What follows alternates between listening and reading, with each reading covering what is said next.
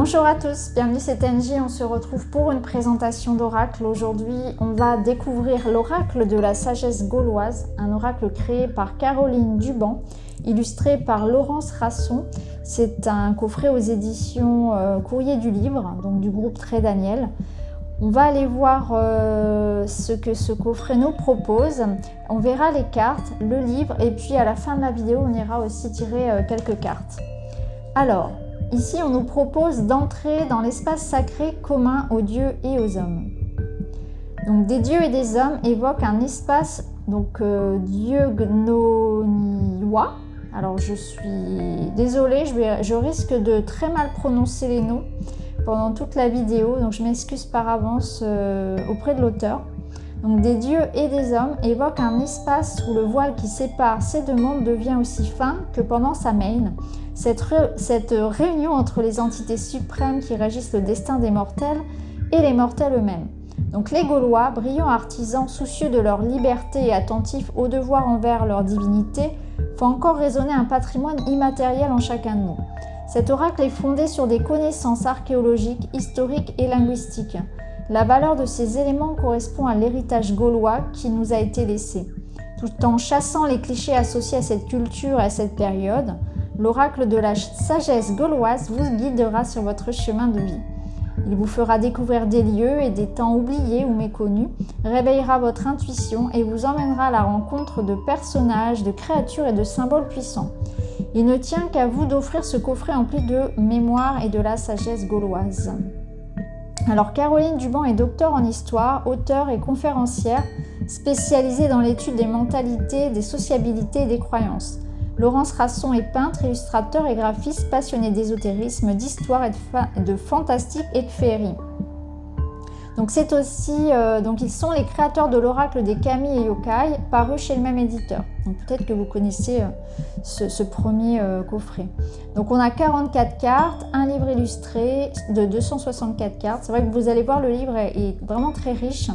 Et un petit sac en coton pour mettre les cartes. Alors on va laisser le coffret de côté. On va aller voir le livret et les cartes. On va les sortir du pochon. Donc voilà le dos. Donc les tranches sont simples, il n'y a pas de dorure. Et voici les cartes. Donc pas de marge, on a vraiment toute l'illustration. L'illustration prend toute la place. Et vous avez simplement en bas, voilà, une petite marge avec le nom. Il n'y a pas de numéro sur les cartes. Il faut aller voir ensuite dans le sommaire du livret. Alors on va mettre ça de côté. On va aller voir parce qu'il y a énormément de choses à lire dans le livre. Il est très riche, donc il est en couleur. Et c'est vraiment une source d'informations qui est assez impressionnante. Il est d'ailleurs assez, il est assez épais. Donc il y a beaucoup de choses à lire. Donc pour tous ceux qui s'intéressent à cette période, à cette histoire finalement, et bien à l'histoire de manière générale, c'est très riche. Donc vous avez énormément d'informations. Vous voyez ici par exemple, vers la fin du livre, vous avez des rappels chronologiques, vous avez donc les peuples de Gaule, vous avez vraiment énormément d'informations. Donc on a évidemment ici une introduction de l'auteur, donc par rapport à cette culture celtique. Ensuite vous avez donc une prononciation pour nous aider, même si c'est pas toujours facile. Donc voilà, la prononciation,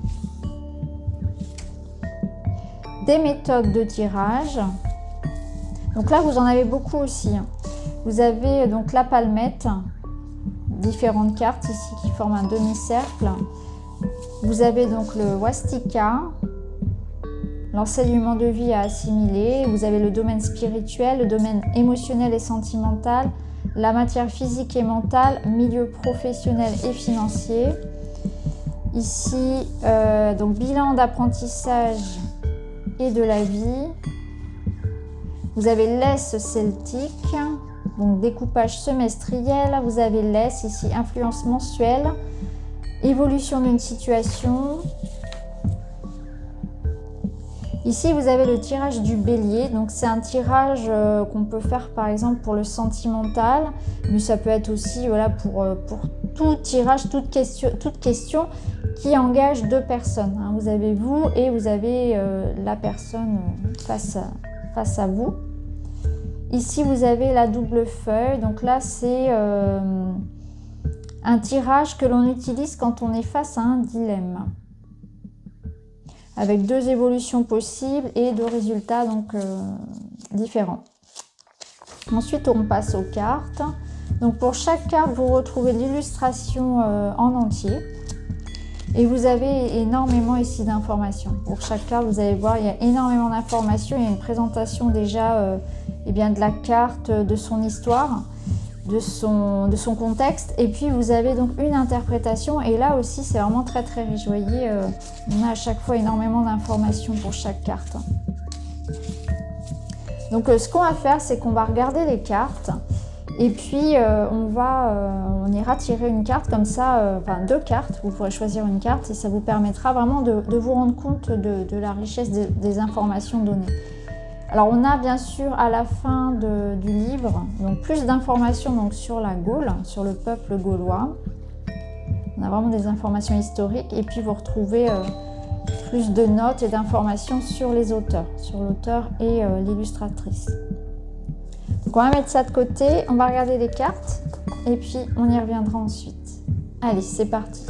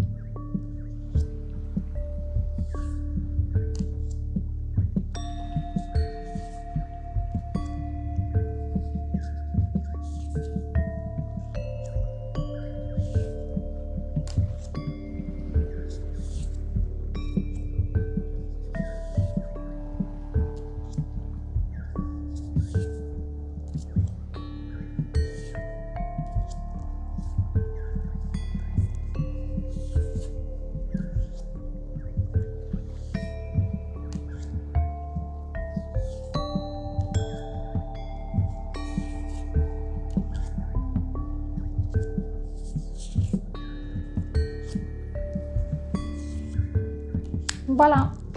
Allez, on va aller chercher deux cartes pour découvrir quel est notre message du jour, quelle est en synchronicité l'énergie qui nous accompagne. Alors on va en prendre deux et on lira l'interprétation. Voilà. Allez, c'est parti. On va commencer avec la première. Et nous avons Epona. Alors, je vais aller chercher dans le livret Epona.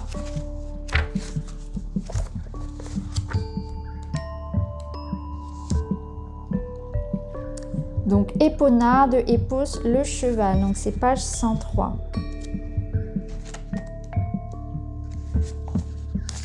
Donc c'est la déesse protectrice des chevaux et des cavaliers.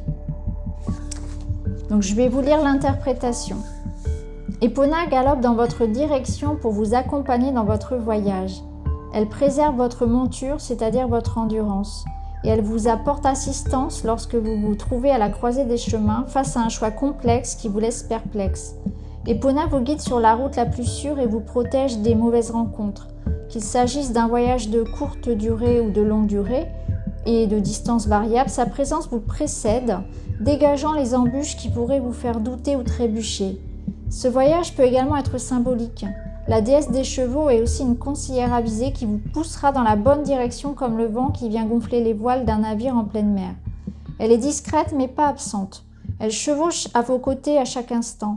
Qu'il s'agisse d'un de vos guides spirituels ou d'une personne qui incarne ses qualités, soyez rassurés et continuez votre route, votre cheminement progressivement. Ménagez-vous, car comme tous les chevaux, pour voyager loin, il faut savoir faire halte et prendre son temps. Epona vous invite à lever le pied, à ralentir votre cadence qui risque de vous essouffler en cours de route. Vous pouvez atteindre vos objectifs sans pour autant vous démener comme vous le faites. Vous n'irez pas plus vite, au contraire, en brassant de l'air ou en perdant votre temps à parler, vous inquiéter, faire des petites choses tout un drame ou courir dans tous les sens, même si émotionnellement vous sentez que vous bouillonnez. Canalisez toute cette énergie inutilement afin de foncer tête baissée. Avant de foncer tête baissée, posez-vous un moment et récapitulez la situation. Préparez votre voyage comme un pèlerin qui s'apprête à parcourir une longue, très longue route. Voyez les lieux et les moments où une étape sera la bienvenue. Voyez si vous ne ressentez pas la fatigue physique ou nerveuse. Celle-ci peut en effet s'installer sournoisement et vous faire chuter entre deux étapes.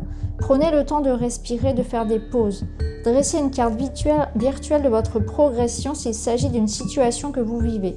Préparez votre périple si vous vous apprêtez à voyager réellement. Les compétences psychopompes de la déesse vous signalent une affinité avec un ou plusieurs défunts près de vous. Ce sont peut-être des êtres qui vous étaient proches ou de parfaits inconnus. Epona souhaite attirer votre attention sur vos capacités extrasensorielles et notamment en tant que passeur d'âme.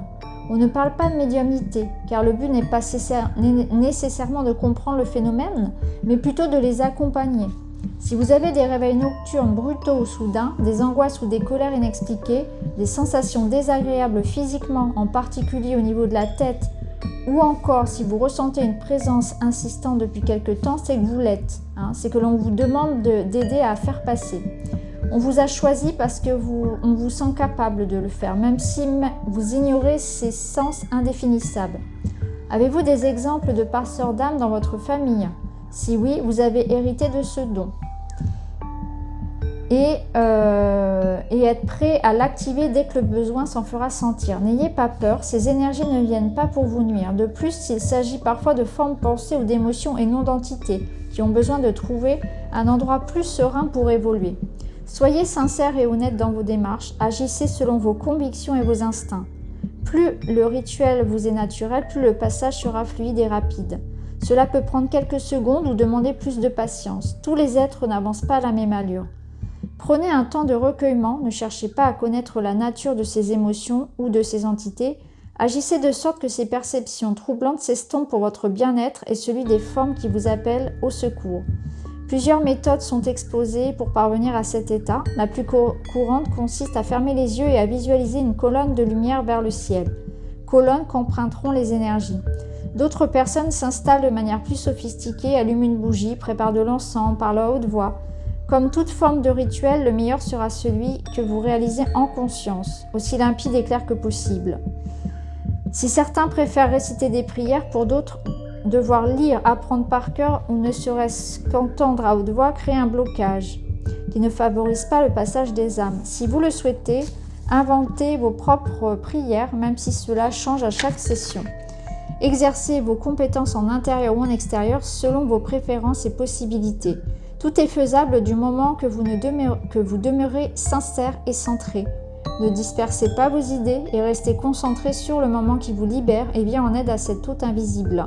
Enfin, si votre question comprend un animal, cheval ou autre, consulter un vétérinaire car celui-ci a besoin de soins venant d'un spécialiste. Donc voilà pour Epona. Alors parmi vous, certainement des passeurs d'âme. Personnellement, je le suis, donc la carte me parle effectivement. Et ensuite, nous avons Vercobretos. Alors je vais aller chercher son message également.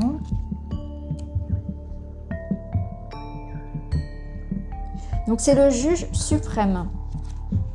Page 239. Alors, en tirant Vercobretos, vous mettez en lumière une situation propice pour mettre au point ce que vous désirez ou pour planifier la réalisation d'un projet, d'un rêve, d'une étape. Vous ne disposez pas de beaucoup de temps. L'élection d'un Vercobretos avait lieu chaque année. C'est peut-être à peu près le temps dont vous disposez, mais cela peut être aussi plus court. Le conseil qui vous est donné ici est de ne pas penser trop longuement pour agir, mais de placer plutôt vos pions sur l'échiquier avant que votre tour ne passe. Cela ne veut pas dire que cela n'arrivera qu'une fois dans votre vie, mais pour employer une expression astrologique, les planètes sont alignées en votre faveur pour réaliser ce que vous avez en tête. Il peut aussi s'agir d'un événement imprévu, donc vous aurez tout intérêt à saisir l'opportunité. Vous évoluerez sur d'autres plans qui vous mèneront à d'autres objectifs, d'autres missions et d'autres passages formateurs. Les Vercobretos étant attachés à sa cité, cette heureuse fortune profitera à votre cité. Celle-ci peut être intérieure si les avantages vous sont propres ou toucher plus largement si d'autres personnes sont en droit de bénéficier de votre position, de votre entreprise, de votre gestion de l'événement, de votre évolution. Les Vercobretos doivent maintenir la prospérité et la justice. C'est un chef qui a des devoirs à exercer avec sagesse. C'est en tout cas l'idée primordiale. Bien sûr, la réalité humaine historique a pu faire naître de vrais tyrans chez certaines tribus, mais là n'est pas la question. Il faut s'en tenir aux charges théoriques de l'office. Vous êtes bien placé pour savoir ce qui est juste ou injuste. C'est à vous de rétablir les vérités contre les mensonges pour mettre en lumière les droits et les devoirs de chacun. Vous devez servir d'exemple impartial et mener votre barque avec rigueur. Des décisions délicates seront potentiellement à prendre au cours de route, car le rôle du Vercobretos ne s'arrête pas à une magistrature éclairée. Il est possible qu'il faille à un moment donné choisir entre deux camps, deux idées, deux propositions, deux alliés qui s'affrontent. Vous vous tenez au milieu et devez écouter la voix de la raison. Il faudra mettre de côté vos sentiments personnels et rester lucide sur ce qui sera profitable pour tous, y compris la personne qui n'aura pas obtenu gain de cause. Il n'est pas question d'anéantir quelqu'un, ni son univers, ni ses projets, mais plutôt de les accompagner vers un objectif commun et réalisable ou convenable. C'est l'image d'un parent, d'un conseiller d'orientation, d'un magistrat, d'un juriste, d'un médiateur. Bien des métiers et valeurs sont associés à cette carte et peut-être incarnez-vous plusieurs officiellement ou officieusement. Ne prenez pas à la légère vos paroles et les conseils que vous prodiguerez car ils seront porteurs de grandes conséquences. Usez de votre influence avec parcimonie, bon sens et sagesse. Un mauvais Vercobretos peut être destitué ou assassiné s'il devient tyrannique. C'est davantage une responsabilité qu'un pouvoir qu'on vous échoue. Il est normal de ressentir un peu d'appréhension, mais si vous êtes là où vous en êtes, c'est bien parce que vous avez les épaules pour tenir ce rôle pendant cette durée. Considérez cette fonction comme une marque de votre potentiel que vous apprenez à contrôler. C'est pourquoi il ne s'agit là que d'un enseignement et pas nécessairement d'une position définitive. Vous vous en sortirez grandi et ceux et celles que vous aurez approchés garderont une empreinte. Peut-être passez-vous dans ces vies comme une étoile filante, mais même si vous ne voyez pas de vos propres yeux les résultats de ce contact, il aura immanquablement marqué votre auditoire.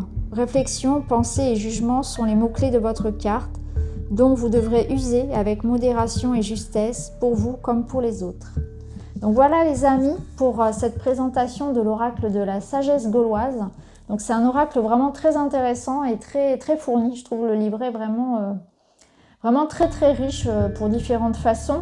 Et encore, je vous ai pas tout lu, hein. J'ai vraiment tenu compte que de l'aspect, on va dire, prédictif et guidance de la carte, hein. Il y avait d'autres informations bien sûr par rapport à toute cette culture et que je vous invite à découvrir par vous-même. Donc voilà les amis, n'hésitez pas à me dire si ça vous parle en commentaire. Je vous remercie d'avoir regardé et on se retrouve très vite pour d'autres vidéos. Merci beaucoup, à bientôt.